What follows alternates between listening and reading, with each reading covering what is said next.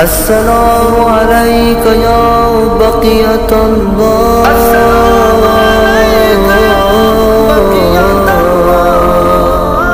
یا حجت اللہ، یا مہدی، یا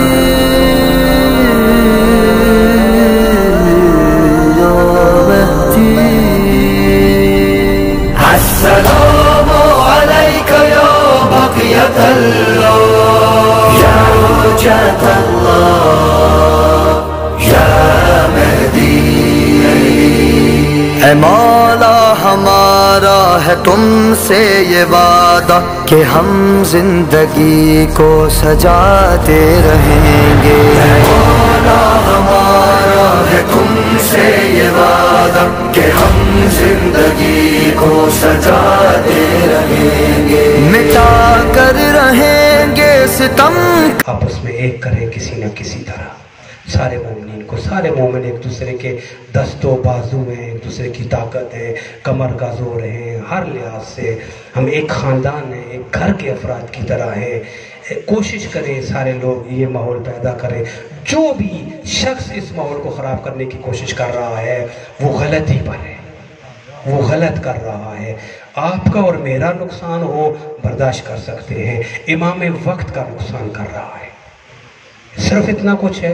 امام حسین کی قربانیوں کا نقصان کر رہا ہے۔ اہل بیت نے جو مصائب دیکھے ہیں اس دین کے لیے ان کا نقصان کر رہا ہے۔ انہوں نے کیا یہ بات نہیں ہے کہ خصوصیت سے امام حسین السلام نے جو قربانیاں دی ہیں ان کا ایک مقصد یہ بھی ہو کہ اہل ایمان آپس میں شیر و شکر ہو کر رہے، نہیں ہوگا یہ مقصد۔ مقصد امام حسین کو اتنا خرچہ کیا امام نے، ہم اس کو ضائع کر رہے ہیں، بہت بڑا گناہ ہے۔ جھوٹ کسی حالت میں انسان کو نہیں بولنا چاہیے۔ بس عرض کیا، جھوٹ وہ ہے جو آپ مذاق میں بھی نہیں بول سکتے۔ نادان چھوٹے بچوں کے ساتھ بھی جھوٹ آپ نہیں بول سکتے۔ بیٹا آپ کے لیے گاڑی لے کے آؤں گا، جا رہا ہوں بازار میں آپ کے لیے فروٹ لے کے آؤں گا، کہتے ہیں نا اپنے بچوں کو ہمارا وقت، یہ بھی جھوٹ گناہ کبیرہ ہے۔ جھوٹ کسی بھی حالت میں جائز نہیں ہے۔ کتنا بڑا گناہ ہے جس کی کسی بھی شکل کو جائز نہیں کیا گیا، مگر مومنین کے درمیان نفرت دور کرنے کے جہاد کہا گیا ہے۔ اب آپ دیکھیں کتنا بڑا گناہ ہے اپنی جگہ پہ۔ امام نے فرمایا تھا کہ یہ چابی ہے سارے گناہوں کی، بات سمجھ آ رہی ہے نا؟ کتنا بڑا گناہ ہے اپنی جگہ پہ، لیکن مومنین کے درمیان محبت پیدا کرنے کے لیے اس کو جہاد کہا گیا ہے۔ تم جہاد کر رہے ہو، بہت بڑا جہاد کر رہے ہو، کیوں؟ امام زمانہ کے سرمایہ کو کسی نہ کسی طرح جوڑ رہے ہو آپس میں، مولا کی دولت کو، مولا کے اثاثے کو آپ ضائع نہیں ہونے دے رہے، تو یہاں پر جھوٹ بھی بول سکتے، کتنا بڑا گناہ بھی ہو۔ لہذا پتہ چلا امام کا سرمایہ سب سے قیمتی چیز ہے۔ آپ سارے طاقت ہے امام زمانہ کی، آپ موجود ہوں گے جب مولا جہاد فرمائیں گے، پوری دنیا پہ غلبہ حاصل کریں گے۔ آپ مولا کی انصار ہیں، آوان ہیں، نوکر ہیں، غلام ہیں۔ کیسے ہو سکتا ہے ایسے لوگ معصومین کو ناراض کرتے ہیں؟ صلوات پڑھیں بابا زمان۔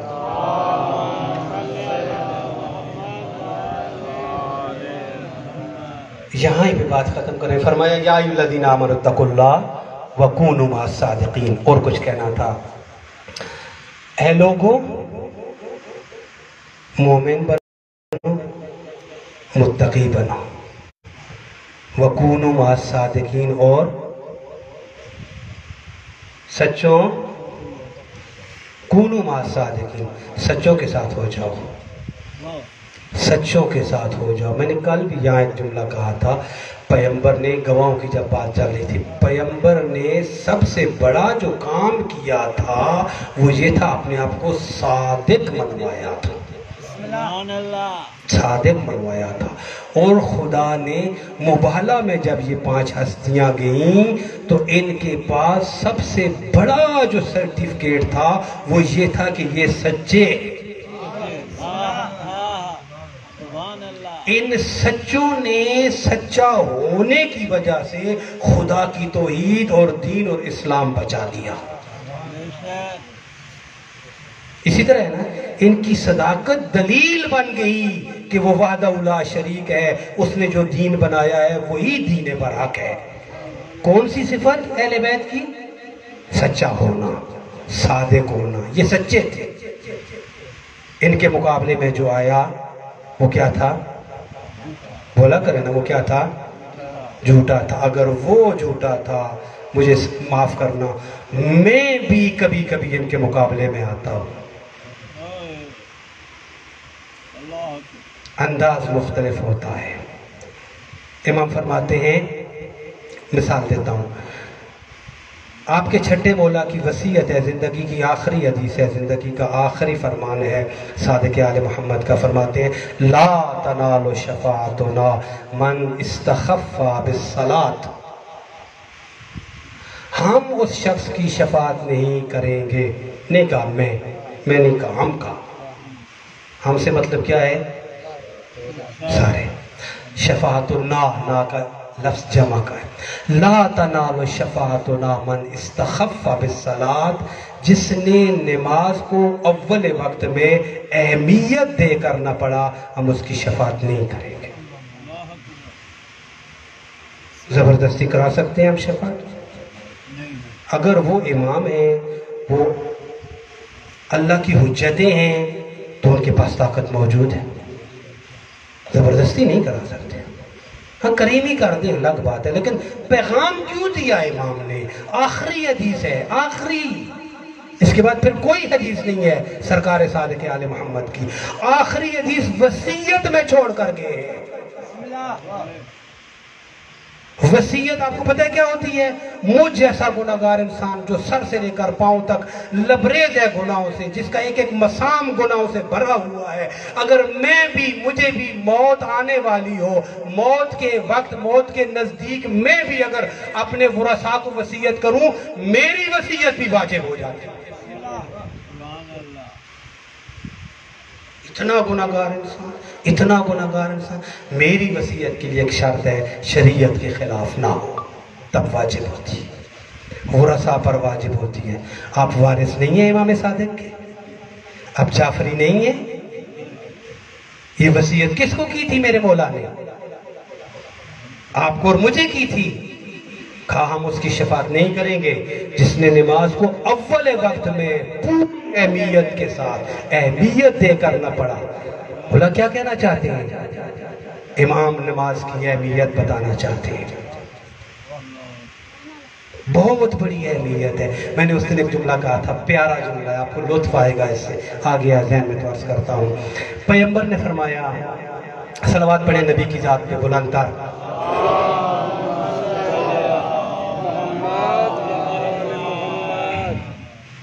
رسالت ماں فرماتے ہیں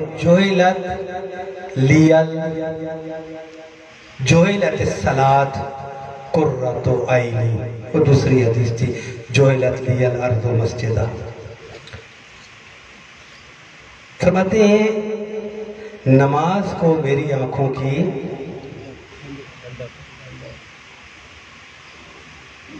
دو تین آدمی بولے ہیں، نماز کو میری آنکھوں کی ٹھنڈک بنایا گیا ہے.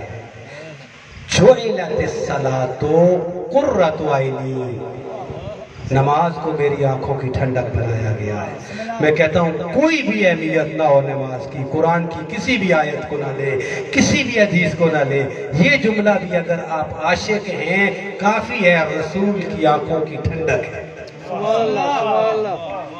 لیکن میں انداز تبدیل کر رہا ہوں، کسی اور انداز میں یہ پیغام دینا چاہ رہا ہوں.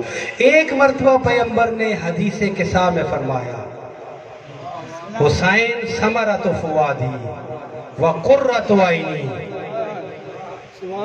حسین میرے دل کا چین ہے. حدیث قصہ میں شاہ جی یہ جملے ہیں نا، حسین قرۃ عینی ثمرۃ فؤادی، ثمرۃ فؤادی میرے دل کا چین ہے. حسین میری آنکھوں کی ٹھنڈک ہے. یہ کس کے جملے ہیں؟ دونوں جملے کائنات کے رسول معظم کے دونوں جملے توجہ سے سنیں، دونوں جملے پیغمبر کی ہیں۔ ایک مرتبہ پیغمبر فرماتے ہیں نماز میری آنکھوں کی ٹھنڈک ہے، ایک مرتبہ فرماتے ہیں حسین میری آنکھوں کی ٹھنڈک ہے۔ اس سے بڑی میں کوئی بات نہیں کر سکتا اپنے نماز کے بارے میں۔ کیا عظمت ہے امام حسین کی، اللہ اکبر! صرف کوئی معصوم جانتا ہے حسین کی عظمت کیا ہے، اور کوئی بھی نہیں جان سکتا۔ فرمایا حسین میری آنکھوں کی ٹھنڈک ہے، فرمایا نماز میری آنکھوں کی ٹھنڈک ہے۔ صلوات پڑھنے بابا دے۔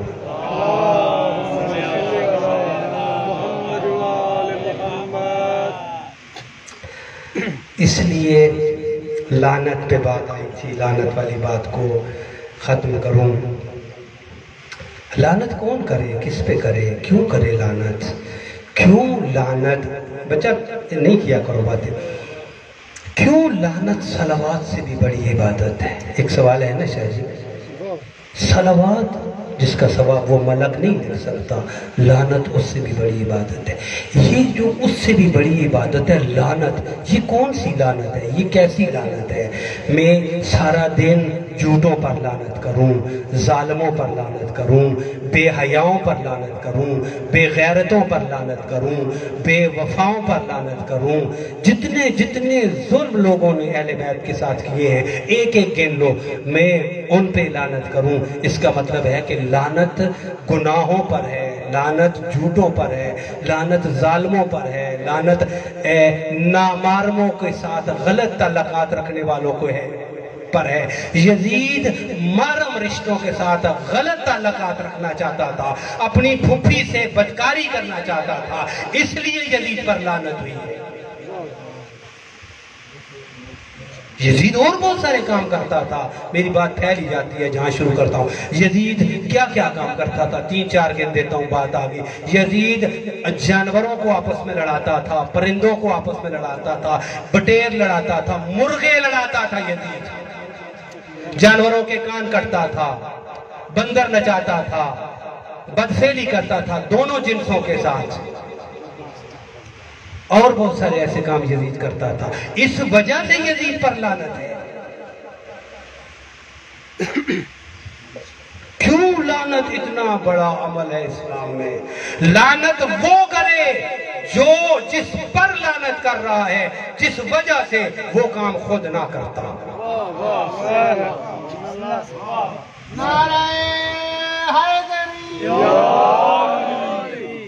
اگر جھوٹ پر آپ مانتے ہیں لعنت ہے، مجھے معاف کرنا، پھر یزید بولے تب بھی لعنت ہے، اگر میں بولوں تو مجھ پہ بھی لعنت ہے، کیونکہ جھوٹ پہ لعنت ہے اللہ کی۔ لہذا فرمایا ہمارے ماننے والوں گناہوں سے بچو، بس ختم کر دیا میں نے فضائل، گناہوں سے بچو جو آیت پڑھی تھی، ان تجتنبوا الکبائر، اگر تم کبیرے گناہوں سے بچو گے ہم تمہارے میزبان بن جائیں گے، تم ہمارے مہمان بن جاؤ گے۔ کبیرے گناہوں سے اپنے آپ کو بچائیں، خصوصیت کے ساتھ۔ غالباً روایت کا مفہوم ہے، امام سجاد علیہ السلام نے فرمایا، صلوات پڑھنے بابا دے،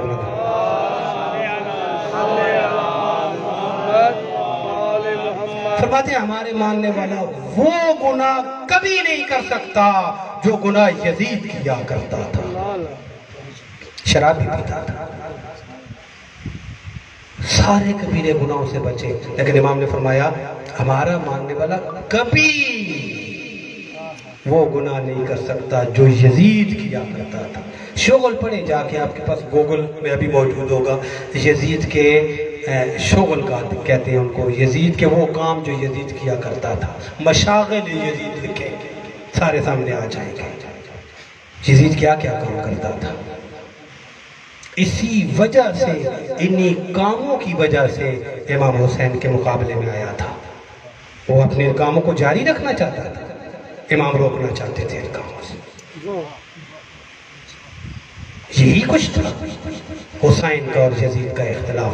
امام نے فرمایا تھا مثلی لا یبایعو مثلا، یہ نہیں کہا کہ میں حسین یزید کی بیعت نہیں کر سکتا، یہ کہا، یہ نہیں کہا، کہا مجھ جیسا کوئی بھی یزید جیسے کی کبھی بھی بیعت نہیں کر سکتا۔ کیا مطلب ہے مجھ جیسا؟ یعنی میرے ماننے والے کبھی وہ کام نہیں کر سکتے جو یزید اور یزید کے ماننے والے کرتے ہیں، کبھی نہیں کر سکتے، امام نے فرمایا کبھی نہیں کر سکتے، اور ہم میں کر رہا ہوں۔ صلوات پڑھ لیں بابا دبلند،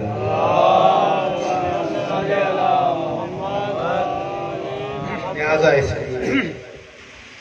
لعنت سب سے بڑا عمل ہے اسلام میں، چونکہ